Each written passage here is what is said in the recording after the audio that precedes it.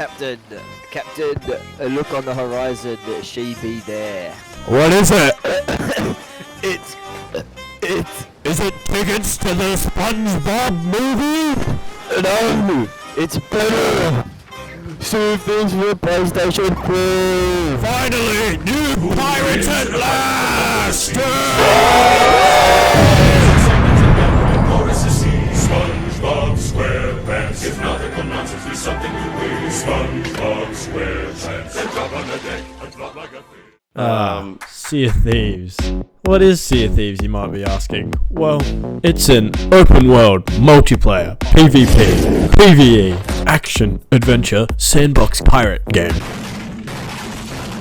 And it launched for PC and Xbox on March 20th, 2018.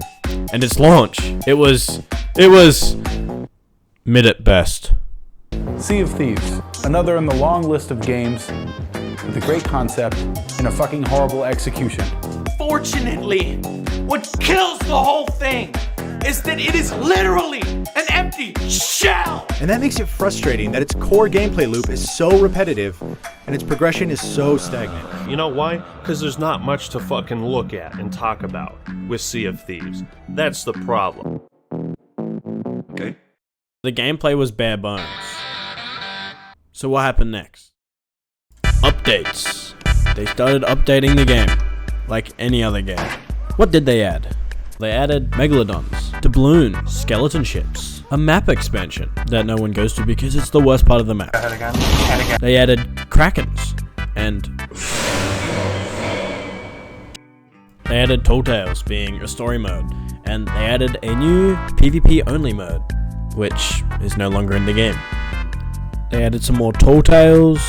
They even added a floating head. They also added a new type of boss. Then they added battle passes. What? They also did a Disney cash grab. Jack Sparrow. And everyone got hyped for a week. What? Let's be real. I got hyped for that as well. But fuck Disney. Anyway, they added a bunch of other shit. Did another Disney cash grab. And then we're pretty much up to date. So, almost 7 years of content. And what has really changed?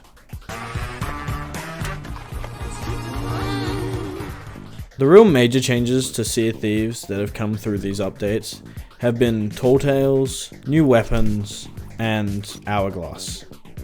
And I guess you could say cosmetics. But we're not here to talk about cosmetics, okay? This ain't a fashion parade. We're talking about gameplay changes. Core gameplay changes that have either changed missions and the overall way you play the game. Because the main issue since launch was the gameplay was repetitive. The objectives, empty, bare bones, shit. So they added Hourglass and Tall Tales. Hourglass giving PvP players something to do, and Tall Tales giving PvE players something to do. But they didn't come without their issues, and both of them had issues in the same area, being progression and rewards. Hourglass has plenty of rewards up to level 200, but once you get there, there's nothing up until level 1000. Why have such a big gap between 200 and 1000? I don't know. And Tall Tales, you had to complete 5 times before you actually even got a decent reward. And Tall Tales are not replayable whatsoever. The bosses take forever, and I mean, I think they might have changed that now. But either way, all the bosses are just reskins of each other. They have all the same attacks, and they don't really do anything different. And I do know this isn't the case with the Pirates of the Caribbean and the Monkey Island Tall Tales. Those ones are pretty good in terms of the time it takes you to complete them and the rewards you get. Albeit, besides the progression issues, Hourglass and Tall Tales are really fun. But I can't say that about the rest of the game. The core missions you get from Gold Hoarders, Order of Souls, and Merchants have not actually changed since launch. For example, Gold Hoarders. So originally, Gold Hoarders had treasure maps. You know, X marks a spot, you dig up your treasure, you go sell it. People weren't too happy with this originally, as seen before. So what did Rare do? They added gold vaults, which are basically the same thing but longer. Instead of having a treasure map to begin with, you have to go find the pieces of a treasure map to then find a key from that treasure map that leads you to a vault. And yes, you get more chests, but what use is getting chests if the mission you're playing is fucking boring?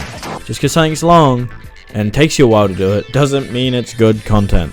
Yes, these missions are fun to do once, but that's the issue. They have no replayability to it, and Rare expect you to grind for all these cool cosmetics by doing the same missions over and over again. The only exception to this being Order of Souls with Ghost Fleets, as ship combat is the most fun you will have in this game. And then people might be saying, what about the other stuff that you didn't mention? Like merchant missions. Merchant missions are the same as Gold Hoarders. It's just go here, get this, sell it.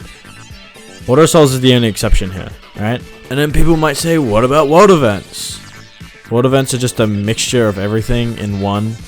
But anyway, I think Sea of Thieves hasn't had anything actually new added to it since launch. It suffers from the same issues to this day.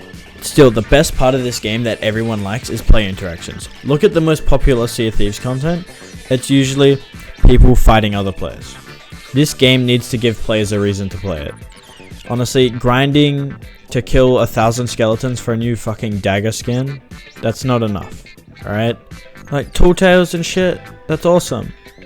And the new world event that you're adding next season, that's also awesome. But who's going to be doing it when your servers are that empty? Alright, you have 6 ships max in a server, when there's enough people playing for each region where you could at least have 10. And people say, oh, it's consoles can't handle it. That's bullshit. You know, it's not the consoles that can't handle it, it's the fact that you've had almost 7 years of a game running without a dedicated team to server stability. That's the issue. If you had more ships, we could have more nice things, like guild v guild battles, because you could at least have maybe 2 ships teamed up against each other, like in an arena sort of thing, or like Hourglass. There is so much more potential to this game that relies on player interaction, because that's where this game shines. But besides that, the game hasn't changed since launch, and it really needs to if it wants to keep growing. Anyway, if you like this video, please leave a like, leave a comment, subscribe, tell me what you think about Sea of Thieves and its current state, and I hope you enjoyed the video. Bye.